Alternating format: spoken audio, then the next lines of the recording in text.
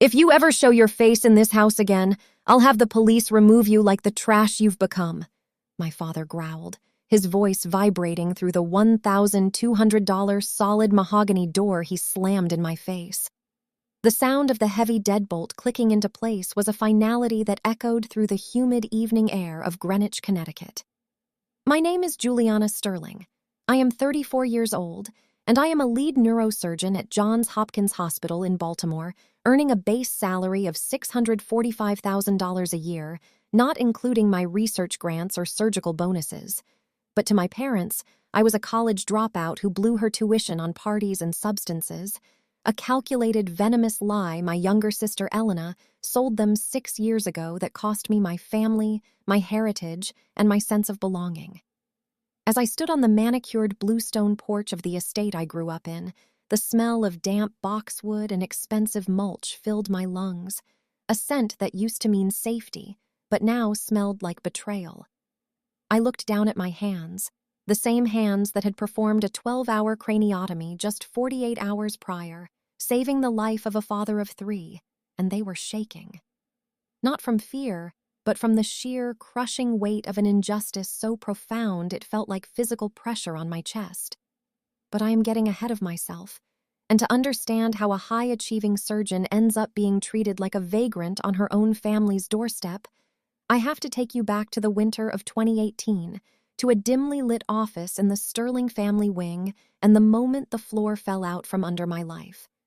The Sterlings were not just wealthy, we were an institution in our corner of Connecticut, the kind of family that had a wing named after them at the local library and a reserved table at the Bell Haven Club. My father, Arthur Sterling, ran a private equity firm with an iron fist and a silk tie, while my mother, Beatrice, curated her social calendar like a high-stakes chessboard. In their world, children were not just people, they were investments, brand ambassadors for the Sterling name. I was the reliable investment, the one who pulled straight A's at Choate Rosemary Hall and glided into a pre-med track without a single stumble. Elena was different. She was the artist, the free spirit, the one whose $80,000 a year tuition at a boutique liberal arts college in Vermont seemed to buy more social life than education. She was also a master of the narrative, a girl who could turn a minor inconvenience into a tragedy where she was the victim and I was the villain. The breaking point happened during my final year of medical school. I had been working 80-hour weeks, surviving on lukewarm cafeteria coffee and the sheer adrenaline of wanting to prove I belonged in the operating room. I had entrusted Elena with my mail and certain financial filings because I was rarely home, and our parents had set up a trust that funneled our tuition payments directly through a secondary account she managed. It was a system built on a trust I didn't realize was a one-way street. When $150,000 went missing from that account, money intended for my final rotations and board exams, Elena didn't panic. She performed. She sat our parents down in the formal living room, the one with the $15,000 Persian rug and the original oil paintings, and she wept. She told them that I had developed a secret habit, that the pressure of medical school had broken me, and that I had been spending the money on high-stakes gambling and weekend benders in Atlantic City. She even produced forged bank statements, printed on high-quality linen paper, showing withdrawals I never made and transactions at places I had never visited. I remember the night they called me home to confront me. The air in the house was cold, despite the fireplace crackling with expensive birchwood. My father didn't ask for my side of the story. He didn't look at my exhausted eyes or the stethoscope still draped around my neck. He saw the forged papers, he heard Elena's rehearsed sobs, and he saw a stain on his legacy. He told me I was a disgrace, a thief, and a liar. When I tried to explain that I had been in the hospital for 36 hours straight, that my GPS logs and hospital badge swipes would prove exactly where I was, my mother just turned her head away, her $200,000 diamond necklace catching the light as she sighed in disappointment. They cut me off that night. They emptied the account I used for rent, they blocked my phone number, and they sent a courier to my apartment the next day with 2 cardboard boxes containing my childhood photos and a legal notice stating I was no longer an heir to the Sterling estate. Elena had used that money to pay off her own mounting debts and a failed business venture her friends had started. But the cost was my entire life. For 6 years, I existed in a vacuum. I finished my degree on grueling student loans that carried a 7.5% interest rate, working 3 jobs while completing my residency. I didn't have a family to call when I performed my first successful solo surgery. There was no one to take me to dinner when I was promoted to lead neurosurgeon at one of the most prestigious hospitals in the world. I spent my holidays in the hospital, volunteering for the shifts no one else wanted because the silence of my own apartment in Baltimore was too loud. I bought a 2024 slate gray Porsche 911 Carrera with my own hard-earned money, a car that cost more than my father's first house, but there was no one to show it to. I lived in a $2.4 million penthouse in Inner Harbor, with floor-to-ceiling windows and a kitchen I never used, a monument to a success that felt hollow because the people who were supposed to love me thought I was a failure. The silence lasted until 3 days ago, when a thick, cream-colored envelope arrived at my office via FedEx. It was an invitation to my parents' 40th wedding anniversary gala, but it wasn't from them. It was a clerical error by a hired event planning firm that had used an old contact list. I knew I shouldn't go. I knew that walking back into that lion's den was a mistake. But there was a part of me, the 28-year-old girl who had been thrown out in the snow, that needed them to see the truth. I needed them to see that the trash they discarded had become a woman who held the power of life and death in her hands every single day. I drove the 5 hours from Baltimore to Greenwich in a state of icy calm. The tires of my Porsche hummed against the asphalt of I-95, a precision machine reflecting my own internal state. I wore a custom-tailored navy silk gown that cost $4,200, paired with a vintage Cartier watch I'd bought for myself after my 100th successful surgery. I didn't look like a gambler. I didn't look like a dropout. I looked like a sterling, but better. When I pulled up the long, winding driveway of the estate, the gravel crunching under my wheels sounded like bone. The house was glowing, every window lit with a warm, expensive amber light. There were at least 50 cars parked along the lawn, Mercedes S-Class sedans, Range Rovers, and a few Bentleys. I walked up to that mahogany door, the one I had just been slammed behind, and I knocked. When the maid opened it, her eyes widened in recognition, but before she could speak, my father appeared in the foyer. He looked older, his hair a starker white, but his eyes were still the same cold blue of a winter sky. He didn't see my dress or my car in the driveway.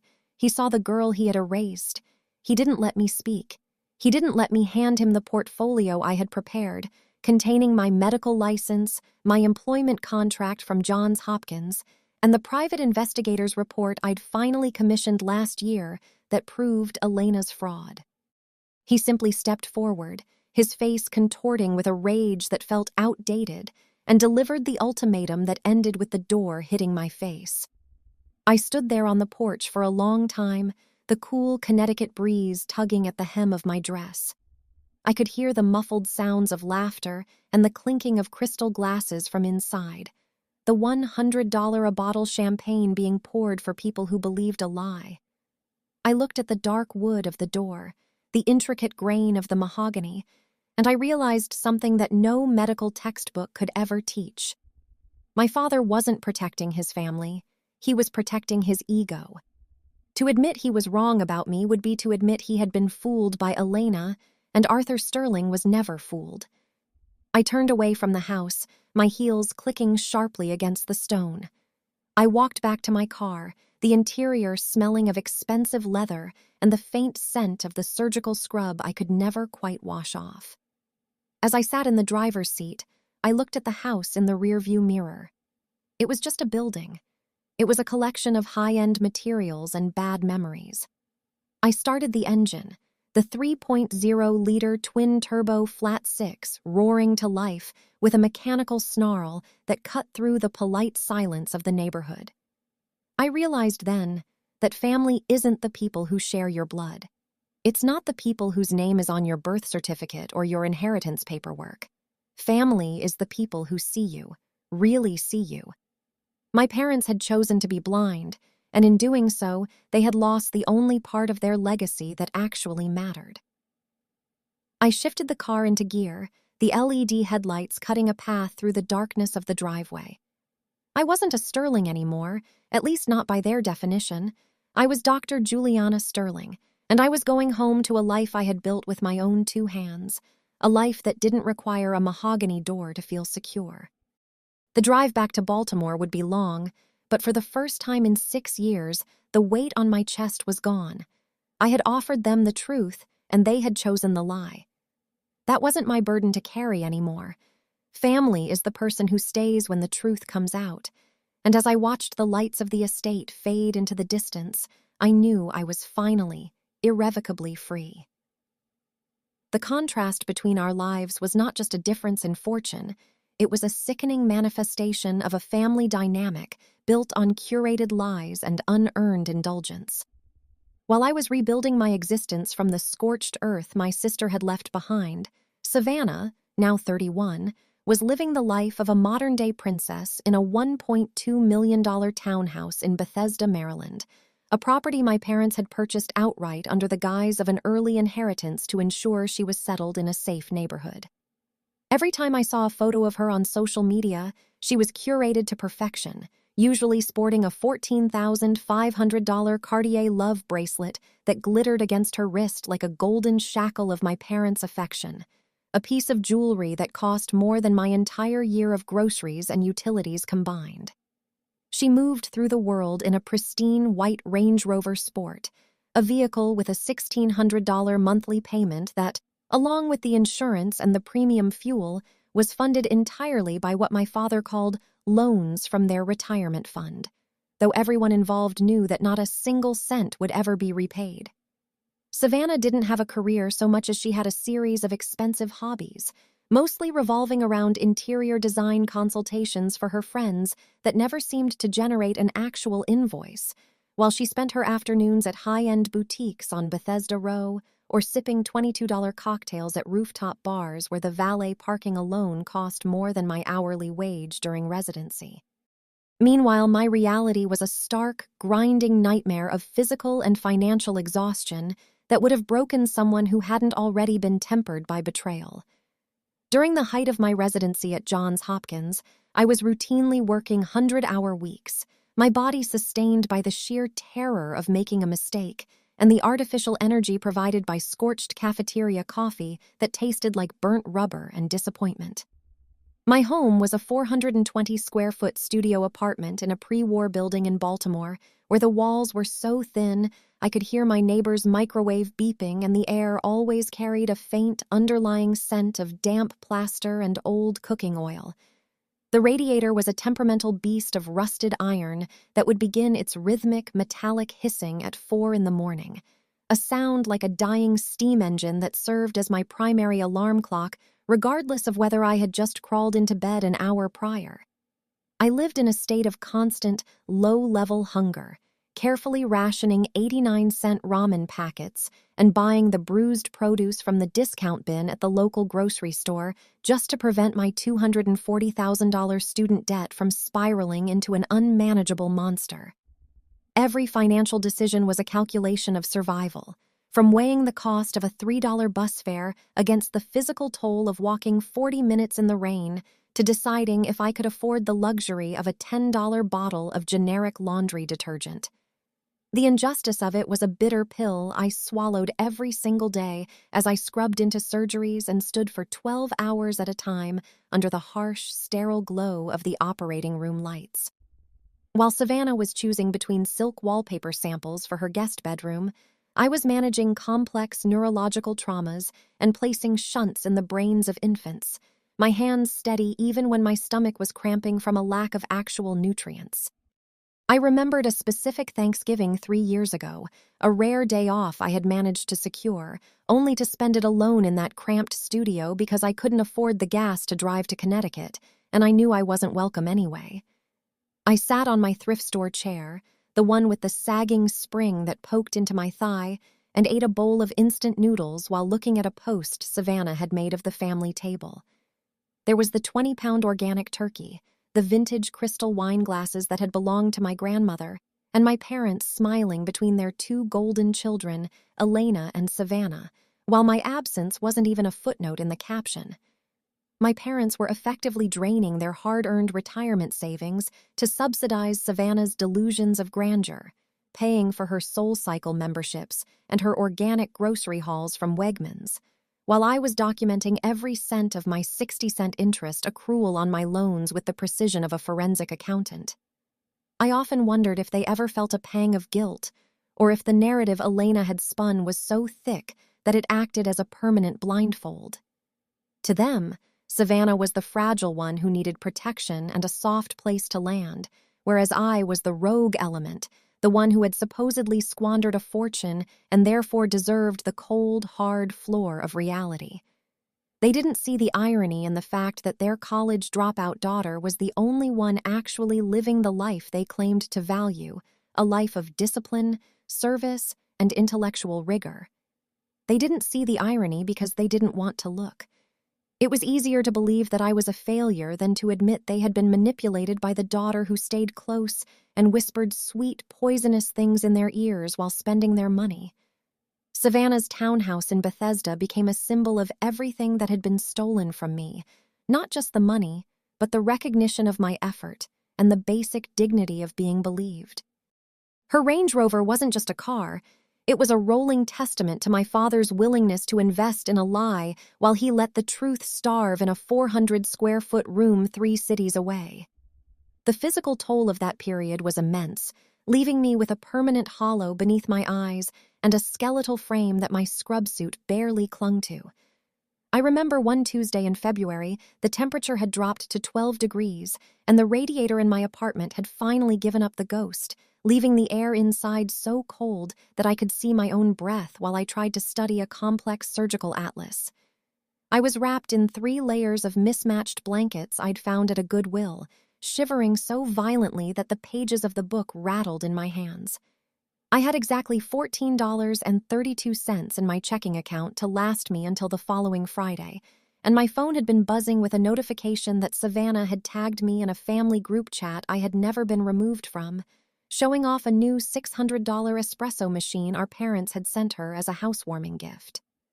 I didn't cry then. I didn't have the energy for tears. Instead, I channeled that freezing, desperate anger into my work, memorizing every nerve path, every vascular structure, and every possible surgical complication until I could recite them in my sleep. I decided that night that I would never ask them for a single cent, even if I were starving on the street, because my independence was the only thing they hadn't been able to take from me. Every time I looked at my bank balance and saw the staggering debt, I reminded myself that every dollar I paid back was a brick in the wall of my own freedom.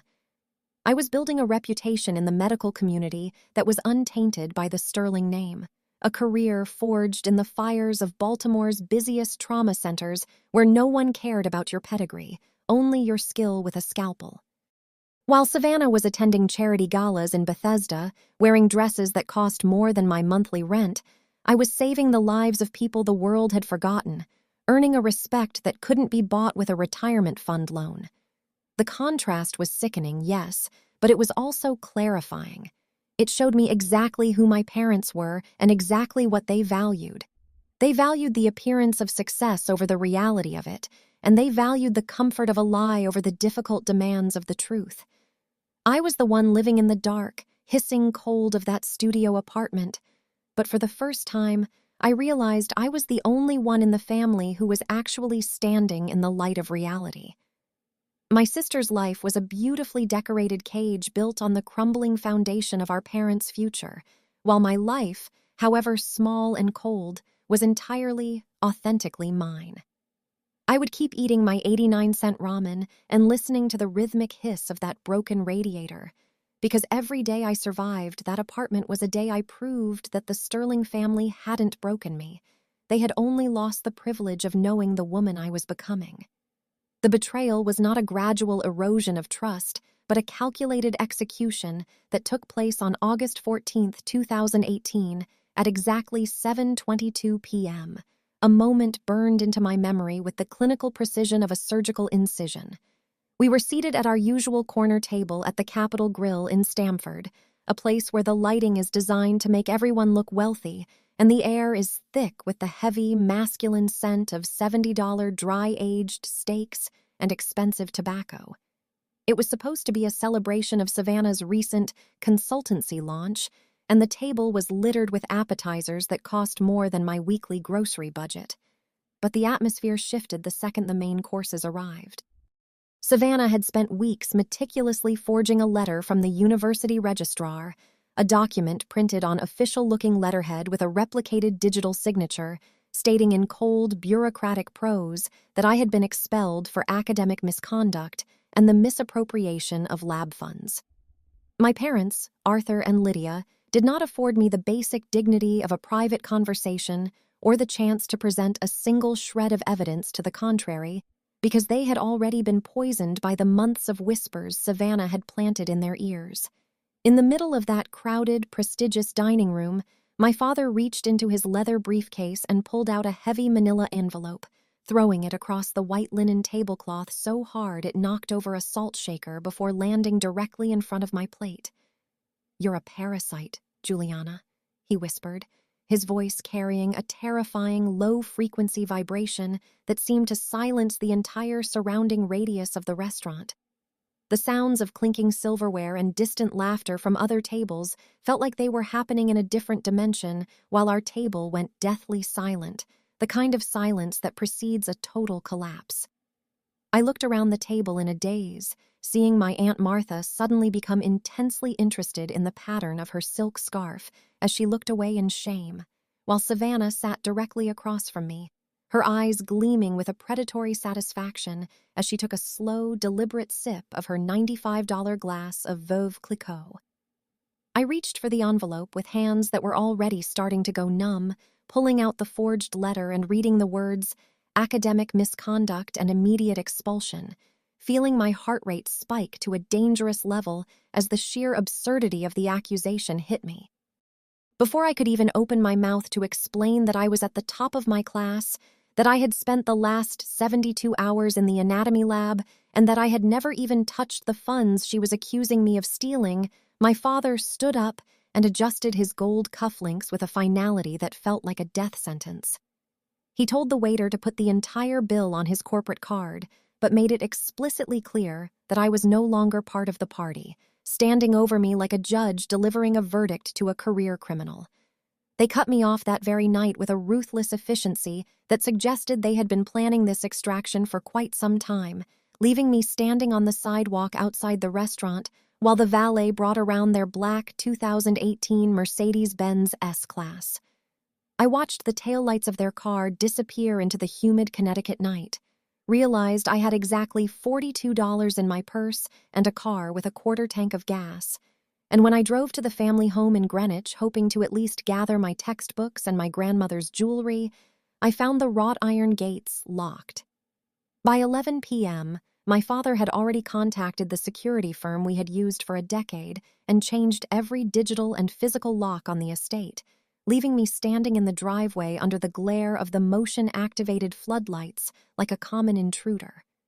I pounded on the door until my knuckles were bruised and bleeding, screaming for my mother to just listen to me for 5 minutes. But the only response was the flicker of an upstairs light being turned off and the cold, mechanical hum of the central air conditioning unit. The level of detail Savannah had gone into for the forgery was staggering, including fake emails from professors I had never even had classes with and a balance sheet that made it look like I had funneled university money into a private offshore account. My mother, Lydia, who had always been the one to smooth things over, sat in the shadows of the living room that night and watched through the window as I was forced to leave, her silence being the most painful part of the entire betrayal. They didn't just take away my financial support, they took away my identity, my history, and my safety, all based on the word of a sister who was terrified that my success would eventually shine too bright a light on her own failures. As I drove away from the darkened house, heading toward a cheap motel on the outskirts of town where the carpet smelled like stale cigarettes and the door only had a flimsy chain lock, I realized that the Sterling family name was a brand that I had been fired from. The manila envelope remained on the passenger seat of my car, a heavy, tangible reminder that the people who raised me believed a piece of forged paper over the character of the daughter they had known for 26 years. In the days that followed, the isolation was absolute, as they had already called our extended relatives and family friends to warn them that I was going through a troubled phase and shouldn't be enabled with money or attention. I was erased from the family phone plan. My credit cards were deactivated while I was in the middle of trying to buy a sandwich at a deli, and I received a formal email from my father's attorney stating that any attempt to trespass on Sterling property would result in immediate legal action. Savannah had managed to turn my parents' pride into a weapon, using their obsession with the family reputation to ensure that I was seen as the ultimate liability. I remember sitting in that motel room, staring at the peeling wallpaper and the flickering neon sign outside, wondering how I could possibly finish my medical degree when I couldn't even afford to pay for the gas to get to the hospital. But that night, as I sat on the edge of a bed with a lumpy mattress and a stained comforter, a cold, hard resolve began to form in the center of my chest, a fire that was fueled by the memory of Savannah smirking into her champagne. She thought she had destroyed me, and my parents thought they had disposed of a piece of trash, but they had actually stripped away everything that was holding me back from discovering who I truly was without their shadow. I realized that my father's $1,200 mahogany door was a barrier I no longer needed to cross, because if their love was conditional on a lie, it was never love to begin with. The $70 steaks and the $14,500 bracelets were just the gilded bars of a cage I had finally been kicked out of, and though the ground was cold and the future was uncertain, I was finally standing on my own 2 feet. I would work every double shift the hospital offered. I would live on those 89-cent ramen packets, and I would become the best neurosurgeon this country had ever seen, not to win them back, but to make sure that when they finally saw my name in the news, they would know exactly what they had thrown away. The betrayal of August 14th was meant to be my ending, but as I watched the sunrise over a bleak Baltimore skyline a week later, I knew it was actually my beginning. Family isn't the people who believe the worst of you without a second thought. It's the people who stay when the world goes dark. And as I walked into the hospital for my shift that morning, I left the Sterling name behind and started building my own. I survived the next 6 years on sheer spite and a work ethic that bordered on the pathological, refusing to let the image of my father throwing that envelope go until I had replaced it with the image of me holding a surgical consult for the most complex cases in the region. I learned to navigate the world as a ghost, someone with no family history to lean on and no safety net to catch me if I tripped, which only made my grip on my career that much tighter. Every time Savannah's face popped up in a socialite magazine or a local news snippet about Bethesda's rising stars, I didn't feel sadness anymore. I felt a clinical curiosity about how someone could live a life so entirely hollow. My parents had traded a daughter who would have saved their lives for a daughter who was currently draining their bank accounts. And the tragic irony of that exchange was something I contemplated every time I looked at my own hands before a surgery. I was no longer the parasite they labeled me. I was the lifeblood of a trauma unit, the person people prayed to see when their worlds were falling apart, and I had done it all without a single cent of the Sterling inheritance. That night at the Capitol Grill was the last time I ever saw them as my family, and as I moved through the sterile, high-stakes world of neurosurgery, I realized that the trash they threw out had become the only thing in their lineage that was actually worth a damn. The silence inside my 2012 silver Toyota Corolla was absolute, a stark contrast to the chaotic shattering of my life that had occurred just hours earlier. I sat in the dark corner of a 7-Eleven parking lot on the outskirts of Greenwich at 2:14 a.m., the fluorescent hum of the store's overhead signs flickering against my windshield like a dying heartbeat. The interior of the car, which had always felt like a reliable vessel for my ambitions, now felt like a cramped metallic life raft in a vast and frozen ocean. I reached into the glove compartment, my fingers trembling as they brushed past old registration papers and a stray stethoscope, until I found a single grease-stained napkin from a fast food stop I couldn't even remember. With a ballpoint pen that was nearly out of ink, I pressed down hard against the center console and drew a thick, jagged line down the middle of that flimsy piece of paper.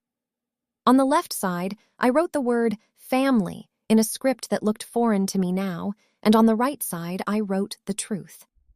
As I stared at those two columns under the sickly yellow light of the parking lot lamp, the reality of my situation settled into my bones with the weight of lead. I checked my mobile banking app one last time, the screen's glow reflecting off my tired eyes, and saw the finality of my bank balance, exactly $43.12. That was the sum total of Julianna Sterling's worth in the eyes of the world at that moment, a figure that wouldn't even cover the cost of a single appetizer at the restaurant where my father had just disowned me. I realized then, with a clarity that only comes when you have absolutely nothing left to lose, that for people like Arthur and Lydia Sterling, love was never an unconditional bond, but a calculated transaction. It was a currency they traded for compliance, for prestige, and for the preservation of a family brand that was as hollow as a stage set. I had been an asset when I was the straight-A student at Choate, but the moment Savannah's lies turned me into a perceived liability, they liquidated their investment in me without a second thought.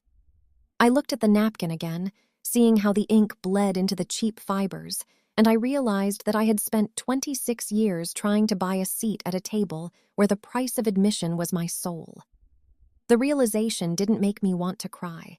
It made me want to burn everything I had ever known to the ground and build something indestructible from the ashes. I decided right then, as the distant sound of a freight train rumbled through the night air, that I would never beg for their recognition again. I would not call, I would not plead, and I would not send letters to prove my innocence to a jury that had already decided I was guilty. Instead, I would become so undeniably, overwhelmingly successful that my absence would eventually become the heaviest thing they ever had to carry. A silent, crushing weight that would haunt their gilded halls long after they realized the golden daughter they kept was the one who had actually betrayed them.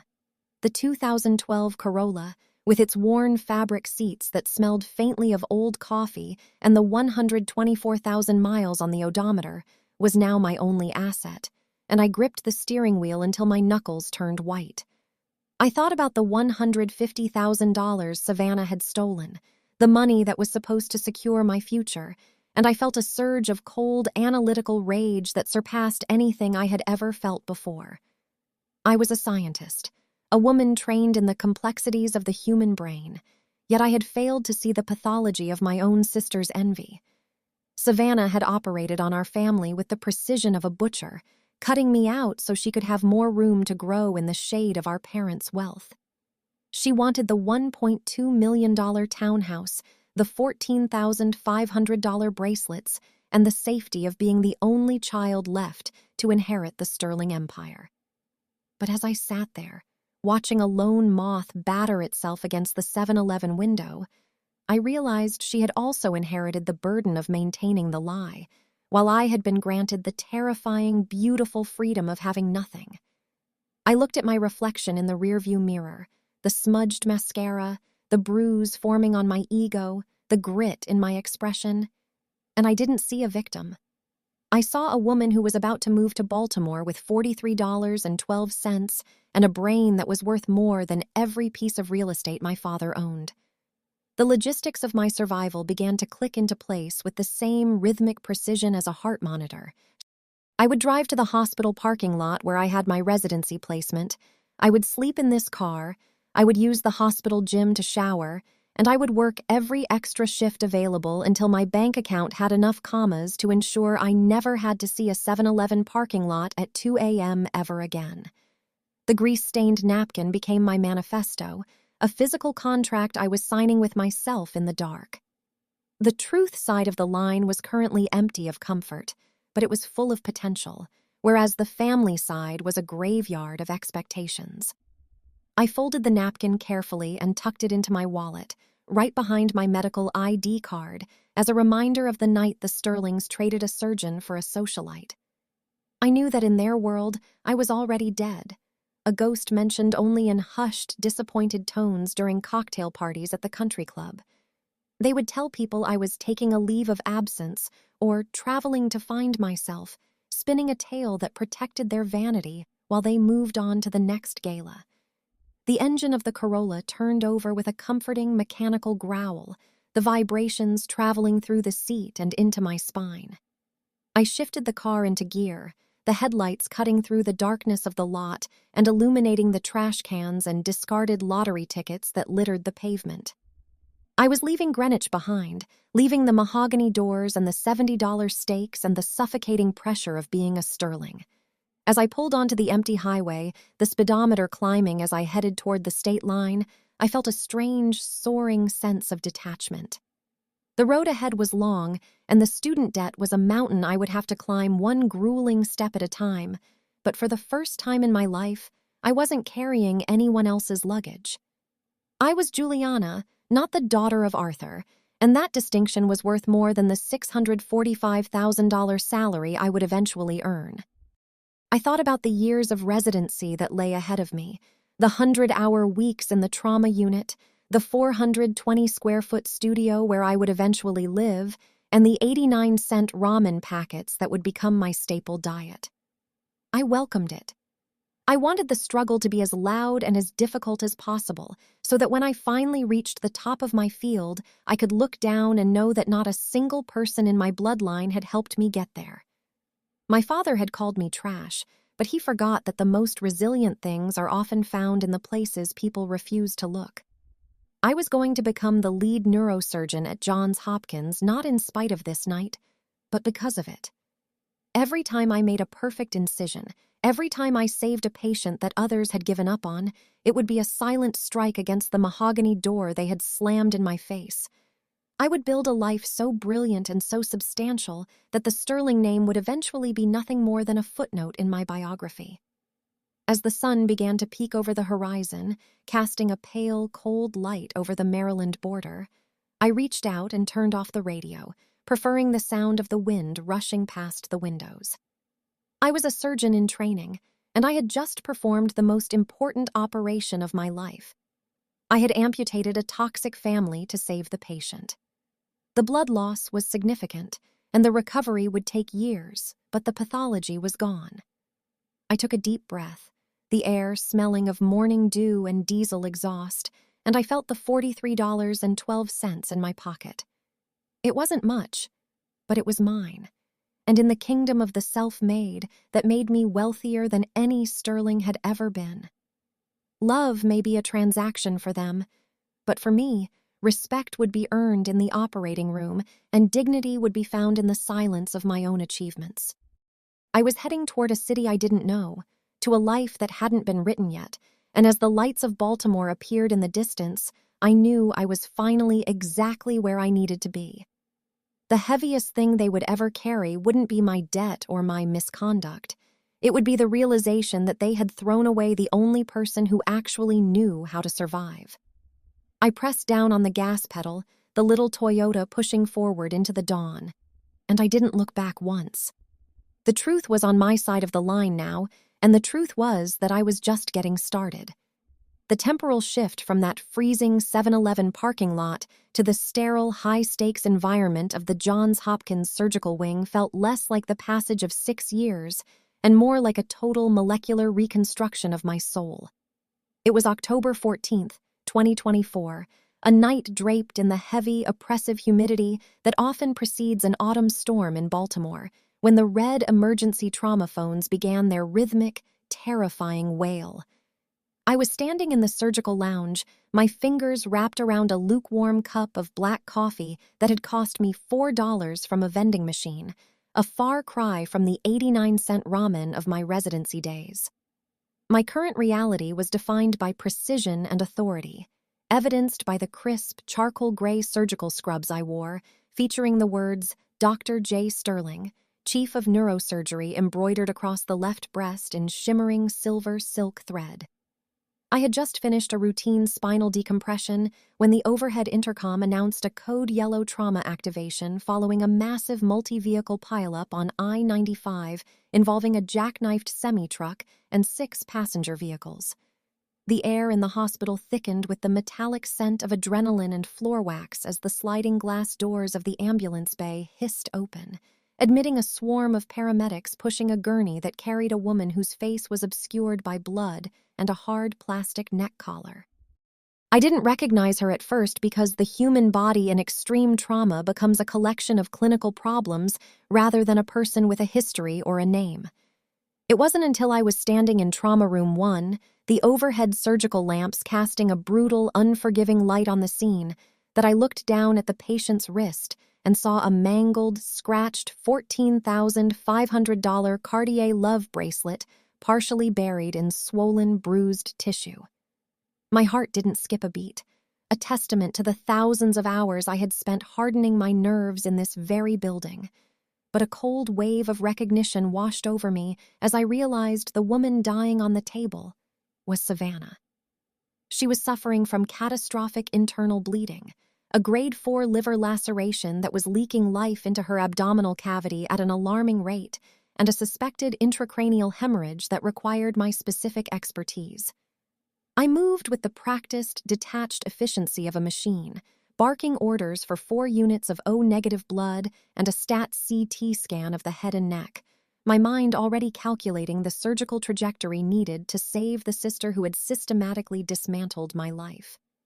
Once she was stabilized enough for transfer to the imaging suite, I stepped out into the surgical waiting room to brief the family, a space designed with soft lighting and expensive beige upholstery intended to soothe people whose worlds were ending. The Sterling family was huddled in the far corner, looking like a crumbling dynasty in the harsh, fluorescent reality of a public hospital. My father, Arthur, was wearing a charcoal wool coat that probably cost $3,000, but it looked frayed at the edges as he paced the length of the carpet, his face a mask of helpless terror. My mother, Lydia, was slumped in a chair, her hands shaking so violently that the diamonds on her fingers rattled against each other. When I pushed through the double doors, the silence that fell over them was visceral, a physical wall of shock that seemed to stop the very air from moving. As I approached, my stride confident and my stature transformed by years of command, my mother's jaw dropped with such sudden force that I actually heard the audible click of her teeth meeting, her eyes widening as they landed on the silver embroidery of my title. I didn't offer a smile, and I certainly didn't say I told you so, because in the kingdom of the operating room, petty vengeance is a luxury that costs lives. I simply stood before them, the personification of the success they had tried to prevent, and pulled up Savannah's digital chart on my 12-inch iPad Pro, the screen glowing with the high-resolution images of her shattered internal organs. I noted the time on the top right corner of the display, 11:43 p.m., marking the exact moment our past and present collided in the most horrific way imaginable. My father took a step toward me, his mouth opening as if to speak my name, but the words seemed to catch in his throat, choked off by the realization that the daughter he had called trash was now the only person on earth standing between his favorite child and a morgue slab. He looked at my scrubs, then at my face, searching for the vulnerable girl he had discarded at the Capitol Grill, but all he found was the chief of neurosurgery, a woman who had built a skyscraper of achievement on the ruins of their betrayal. The details of the situation were grim, and I delivered them with a clinical coldness that left no room for the emotional histrionics they were used to. I explained the grade 4 liver laceration, the hemoperitoneum, and the urgent need for a decompressive craniectomy to manage the rising pressure in her brain, using medical terminology that I knew sounded like a foreign language to them. My mother reached out to touch my arm, her fingers grazing the sleeve of my scrubs, but I adjusted my clipboard and stepped back, maintaining the professional boundary that was now my greatest armor. There was no recognition of our shared blood in my eyes, only the focused intensity of a doctor assessing a critical case. I told them that the surgical team was prepping operating room 4, and that I would be lead on the neurological portion of the procedure, a fact that seemed to hit my father like a physical blow. He had spent 6 years telling anyone who would listen that I was a failure and a dropout, yet here he was, forced to entrust the life of the daughter he loved to the daughter he had erased. The irony was as thick as the scent of antiseptic in the air, a suffocating reminder of the August night when they changed the locks on the family estate. As I spoke, I could see the flashes of memory crossing their faces, the realization that every lie Savannah had told was currently being weighed against the undeniable truth of my position at Johns Hopkins. They were in my house now, a massive medical complex where my word was law and my skill was the highest currency, and they looked small, fragile, and utterly out of place. I watched my mother's gaze linger on my nameplate, her lips trembling as she realized she didn't even have my current phone number or know where I lived. I had become a stranger to them, but a stranger who held the keys to their survival. I didn't feel a sense of triumph so much as a profound, hollow sense of closure. The woman they had abandoned had ceased to exist, replaced by this silver-stitched professional who felt nothing but the drive to perform a perfect surgery. I gave them the standard consent forms to sign, my father's hand trembling so much that his signature, the same signature that had authorized the cutting off of my tuition, was a jagged, illegible scrawl on the digital screen. As I took the iPad back, I looked him directly in the eye, not with anger, but with the level, dispassionate gaze I used for every family in this waiting room. I told them we would update them when we could and turned to walk back toward the sterile core of the hospital. Every step I took away from them was a reaffirmation of the line I had drawn on that grease-stained napkin years ago. I was going to save Savannah's life, not because she deserved it, and not because I wanted my parents' forgiveness, but because I was a Sterling by name and a surgeon by nature, and I was better than the pettiness that had defined our family for generations. The weight of their gaze followed me until the double doors hissed shut behind me, sealing me back into the world of monitors, scalpels, and life-saving decisions. In the quiet of the scrub room, as I began the rhythmic 3-minute ritual of washing my hands and forearms with chlorhexidine, I looked at my reflection in the stainless steel mirror. My face was weary but resolute, the face of a woman who had paid for her own success in sweat, hunger, and lonely nights. The $645,000 salary, the penthouse, and the Porsche were all just symbols of the fact that I had survived the worst thing they could do to me. Now, at 11:43 p.m. on a Tuesday in October, I was going to do the one thing they never thought possible. I was going to be the hero of a story they had tried to cast me out of. As the water rushed over my hands, I realized that the heavy weight I had promised they would carry was already beginning to settle on their shoulders, the crushing realization that they had traded a diamond for a lie. I dried my hands, stepped into the operating room where Savannah lay waiting under a sea of blue drapes, and picked up the scalpel. The truth was about to be written in blood and bone, and for the first time in my life, I was the one holding the pen. 2 weeks after the night the pavement of I-95 claimed the remains of Savannah's white Range Rover Sport, she was finally stable, moved from the high-intensity hum of the ICU to a private recovery suite on the 4th floor, where the silence was only interrupted by the rhythmic puffing of a ventilator. But while her physical vitals were leveling out, the financial pulse of the Sterling family was flatlining under the sheer, unyielding weight of the American medical system, with the current tally of her treatment sitting at an astronomical $284,000 and climbing every hour. The sickening irony was that Savannah, in her infinite capacity for negligence, had forgotten to pay her health insurance premiums for 3 consecutive months, allowing her policy to lapse just weeks before the accident, a detail that transformed the world-class care she was receiving into a predatory debt trap for my parents. On a Tuesday afternoon, as the hospital air carried its usual heavy scent of industrial-grade floor wax and the bitter, burnt aroma of old espresso from the staff lounge, Arthur and Lydia Sterling came to my office, knocking on the heavy door with a tentative, rhythmic tap that lacked all of their former authority. When I called for them to enter, they moved into the room with a choreographed desperation, their faces aged 10 years in a fortnight, and they immediately tried to bridge the 6-year chasm between us with an unearned physical intimacy, reaching out to hug me as if the silver embroidery on my scrubs was a beacon of forgiveness rather than a mark of achievement.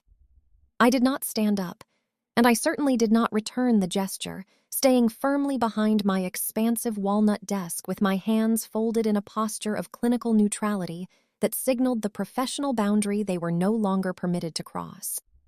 The office was cool, the air conditioning whispering a low-frequency hum that filled the gaps in our strained conversation, and I watched with a detached curiosity as they retreated to the 2 leather guest chairs, looking diminished and frail against the backdrop of my medical diplomas and surgical awards. My mother's eyes were rimmed with a permanent redness, and my father's expensive charcoal suit jacket seemed to hang off his shoulders like a shroud, his usual booming voice reduced to a thin, reedy rasp as he began to speak about the mounting costs of Savannah's rehabilitation and the specialized care she would require once she was discharged. He didn't ask how I was or how I had managed to survive the years they left me to starve. He spoke about the $284,000 bill as if it were a natural disaster that had struck them unfairly, rather than the inevitable result of the lifestyle of lies they had subsidized for my sister. I waited until he paused to wipe his brow with a silk handkerchief before I reached into the top drawer of my desk and pulled out a heavy, professional-grade manila folder, a physical echo of the one he had thrown at me 6 years ago at the Capitol Grill. This was not a medical file containing Savannah's liver enzymes or neurological scans, but a comprehensive 38-page financial audit and private investigation report I'd commissioned 2 years ago when I first started planning the architecture of my own piece. I slid the folder across the desk with a slow, deliberate motion, the paper whispering against the polished wood until it landed squarely in front of my father, whose hands trembled as he opened it to reveal the forensic evidence of Savannah's long-term deception. The report didn't just contain the proof of the 2018 tuition theft. It was a meticulous record of the $412,000 she had siphoned from their retirement accounts through forged signatures, the credit cards she had opened in their names, and the elaborate network of consultancy fees she had paid to herself using their investment capital. The silence in the room became so heavy it felt like it was pressing the oxygen out of the air as my father flipped through page after page of bank statements, wire transfer receipts, and time-stamped photos of Savannah meeting with a debt consolidation lawyer while she was supposedly at a charity gala. My mother leaned over his shoulder, her breath hitching in her throat as she saw the digital signatures that looked so much like her own, but were clearly fabricated. The realization of her favorite daughter's betrayal finally piercing the thick veil of denial she had worn like armor for 6 years. I didn't feel a sense of joy in their suffering, only a profound, hollow sense of justice being delivered in the very same format they had once used to condemn me.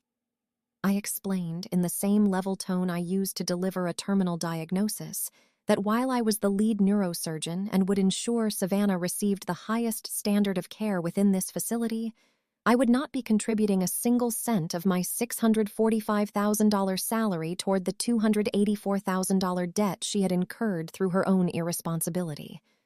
My father looked up from the audit, his eyes glassing over with a mixture of shame and a desperate, lingering hope that I might still be the compliant investment he once managed, but he found no such weakness in my expression. I reminded him of the $43.12 I had in my account on the night he changed the locks, and I told him that the parasite he had identified 6 years ago was currently sitting in the bed on the 4th floor, not the woman sitting behind this desk. I watched as the reality of their situation finally crystallized. They had spent their future on a daughter who had spent it on herself, and they had discarded the only daughter who could have saved them, not just from death, but from financial ruin. Lydia began to sob, a quiet, broken sound that echoed off the glass-fronted bookcases, but I remained unmoved, my hands still folded, my focus remaining entirely on the data points of the audit. I was not being cruel. I was being precise, applying the same unwavering logic to my family history that I applied to a complex craniotomy. The audit even included the details of the 2018 expulsion letter, including the IP address from which the forgery was sent, a computer located in Savannah's Bethesda townhouse, proving beyond any shadow of a doubt that the entire foundation of my family's collapse was a construction of her envy. As my father reached the final page, a summary of their remaining liquid assets which were now nearly exhausted, he looked at me with a profound, shattered recognition that he had been the architect of his own misfortune. He tried to speak, perhaps to offer the apology he should have given 6 years ago, but the words were irrelevant now. An apology cannot unring a bell, and it cannot restore the 6 years of my life that were spent in the cold, hissing silence of that Baltimore studio. I stood up then, signaling that the meeting was over, my stature commanding the space in a way that left no room for further negotiation or emotional pleas. I informed them that I had a surgery scheduled in 15 minutes and that my administrative assistant would provide them with a list of financial aid resources the hospital offered for uninsured patients, the same resources I had seen hundreds of families use when they had nowhere else to turn. As they stood to leave, my mother reached out one last time, her fingers brushing the cold, smooth surface of my desk, but she didn't try to hug me again. The silver silk of my title was too bright, too sharp, and too earned for her to touch.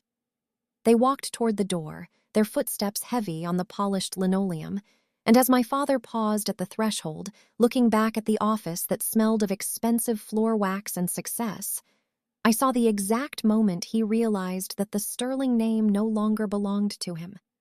It belonged to me, the daughter who had built her own empire from the $43.12 he had left her with, and the weight of that realization was clearly the heaviest thing he had ever carried.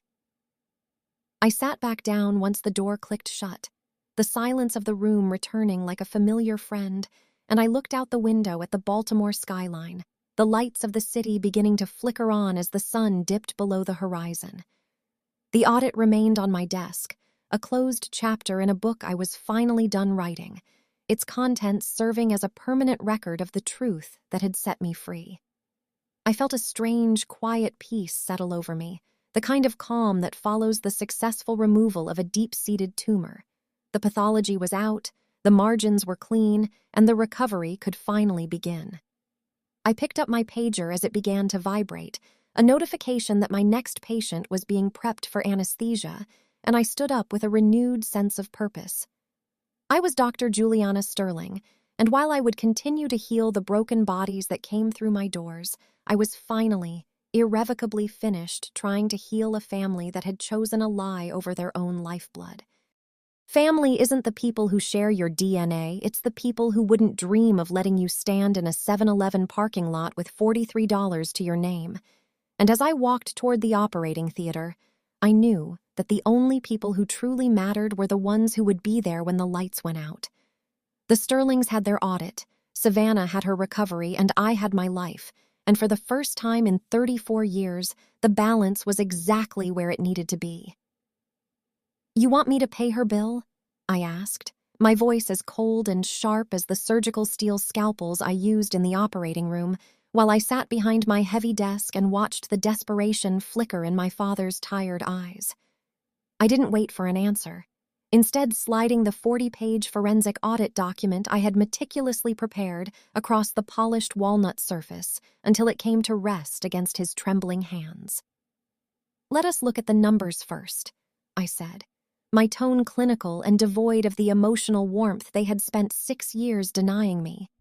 And then I began to read the findings aloud, each word landing like a hammer blow in the cramped, expensive air of my office. I started with the most devastating figure, $112,000, which was the total amount Savannah had systematically stolen from their 401k retirement fund over the last 4 years, by using sophisticated forged signatures and digital manipulation to bypass security protocols they had never bothered to monitor. I watched my father's face shift from the pale, sickly white of shock to a deep, bruised purple that looked like a spreading hematoma as he realized the woman he had championed was the one who had been bleeding him dry for years.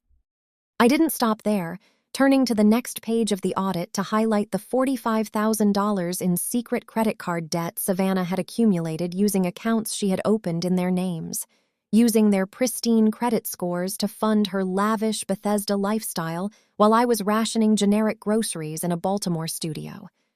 The silence in the room was so absolute that the only sound was the distant, muffled paging of a doctor over the hospital intercom and the frantic, rhythmic rattling of my mother's $40 Costco watch against the edge of the desk because her hands were shaking so violently. She had traded her fine jewelry for that cheap timepiece months ago to help pay for Savannah's Range Rover payments, a fact that now tasted like ash in her mouth as she stared at the evidence of her favorite daughter's betrayal. I then reached into the side pocket of the folder and produced a sworn, notarized affidavit from the university dean, a document with an official embossed seal that stated in no uncertain terms that the expulsion letter from 2018 was a malicious forgery, and that I had, in fact, graduated with highest honors and a spotless academic record. The golden child was a thief, a calculated manipulator who had built her throne on a foundation of lies, while the disgrace they had thrown out like trash was the only thing currently standing between them and total, irreversible bankruptcy. I watched as the weight of this truth settled on my father's shoulders, literally bowing his head until he couldn't even look me in the eye, his pride finally shattered by the realization that he had destroyed his relationship with his only honest child to protect a criminal. I didn't feel a surge of joy, only a profound sense of relief that the truth was finally occupying the same space as the lie, filling the room with a clarity that was long overdue. My mother tried to speak, her voice a broken whisper that couldn't quite form my name, but I simply turned the page to the final summary of Savannah's lapsed insurance and the $284,000 in mounting medical costs that they were now personally liable for. I reminded them that every cent Savannah had stolen was gone, spent on designer clothes and high-end cocktails and furniture for a townhouse they didn't even know was being foreclosed upon. I sat there in my $2,000 ergonomic chair, wearing my $600 designer frames, and looked at the two people who had once held the power to break my heart. And I realized they no longer had any power over me at all. They had come to this office expecting a daughter they could guilt into a bailout, but they found a chief of neurosurgery who dealt only in facts, evidence, and results. I explained to them that Savannah's grade 4 liver laceration would heal, but the financial hemorrhage she had caused was terminal, and that no amount of mahogany doors or social standing in Greenwich could save them from the consequences of their own willful blindness. The absolute silence that followed was the sound of a legacy dying, the sound of the sterling name being stripped of its gilded layers until only the raw, ugly truth remained on the floor of my office. My father reached out to touch the affidavit, his fingers tracing the dean's signature as if it were a holy relic, his face contorted in a mask of grief that wasn't for me, but for the version of his life he had lost. I looked at my mother, who was staring at her cheap watch as if it were a ticking bomb, her eyes searching my face for a shred of the girl who used to beg for her approval at the kitchen table. She found nothing but the professional mask of a woman who had performed thousands of surgeries and seen the worst parts of humanity laid bare on an operating table. I told them that the hospital would be seeking payment for the $284,000 bill and that since Savannah was an adult with no assets and no insurance, the legal department would likely be looking at their remaining property to settle the debt. My father let out a sound that was somewhere between a sob and a choke, the realization that he would lose the family estate to pay for the medical care of the daughter who had robbed him finally sinking in. I didn't offer them a glass of water, and I didn't offer them a place to stay. I simply closed the folder and tucked my expensive fountain pen into the pocket of my white coat, the metal clicking with a finality that signaled the end of our transaction.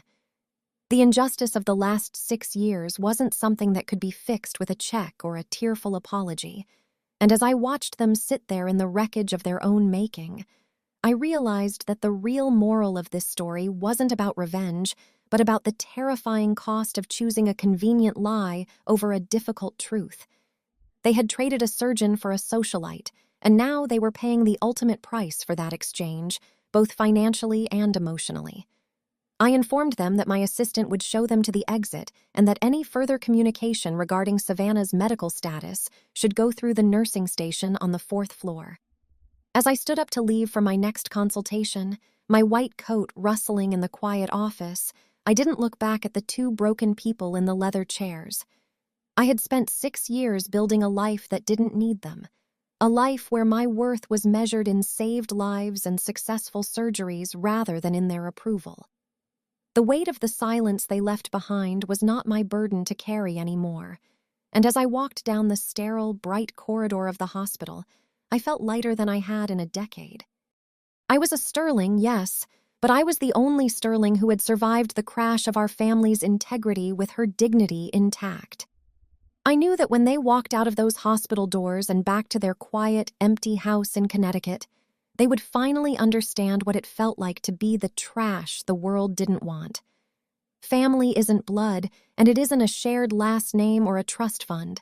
Family is the people who stand by you when the truth is ugly, and as I pushed open the doors to the surgical wing, I knew I was heading toward a world where I was finally, completely, and unapologetically free. The $284,000 bill was just a number on a page, but the $112,000 theft was a stain on their souls that no amount of money could ever wash away. I had given them the truth, and the truth had done exactly what I promised.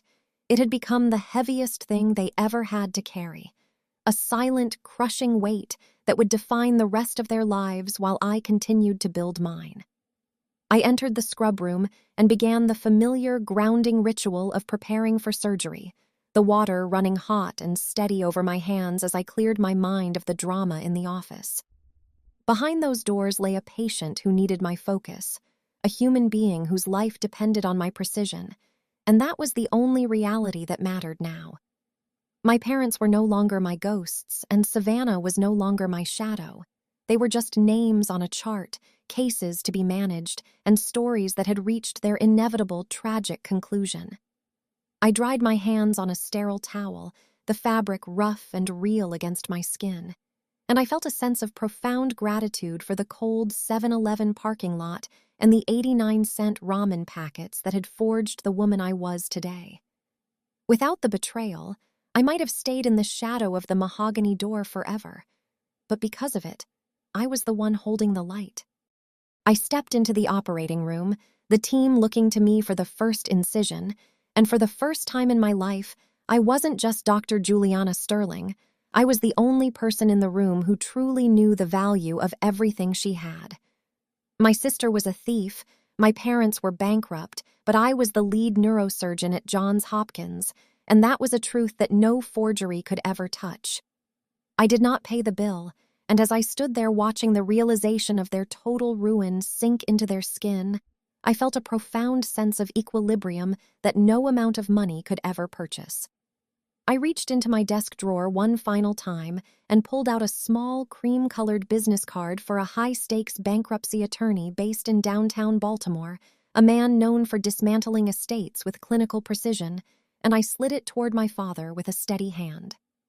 Along with the card, I presented them with an itemized invoice for the $12,000 in tuition payments I had actually worked 3 separate jobs to pay back to them in secret over the last 5 years, a debt I had cleared quietly because I refused to owe the sterling name a single cent of my future.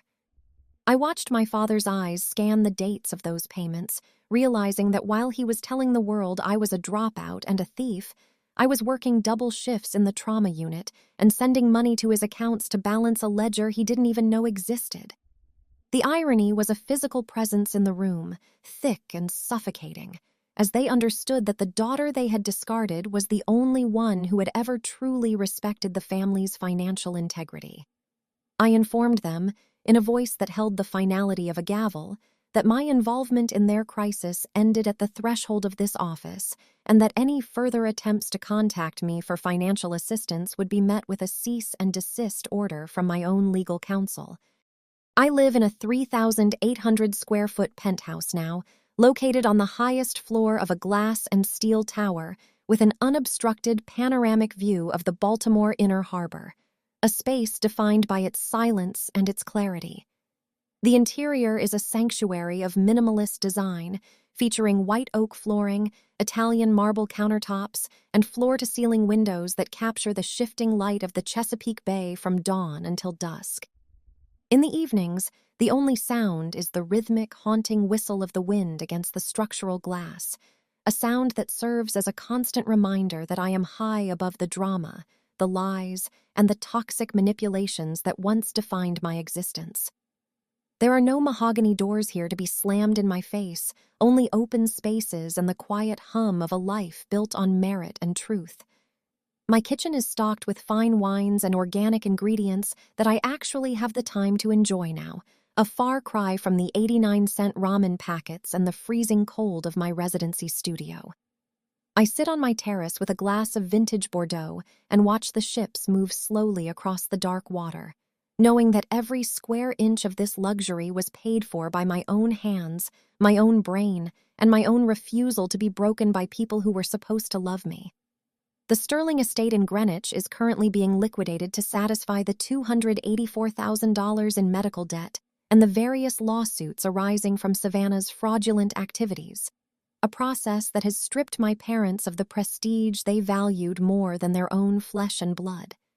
They are moving into a 2-bedroom rental in a much less prestigious zip code, their social standing evaporated like mist in the morning sun, while the neighbors they once tried to impress now speak of them in the same hushed, pitying tones they once used for me.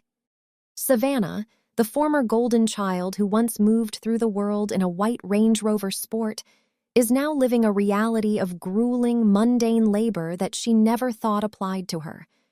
She works 40 hours a week in a high-volume call center in the suburbs of Maryland, wearing a cheap plastic headset and following a rigid script to process insurance claims for a company that views her as nothing more than a metric on a screen.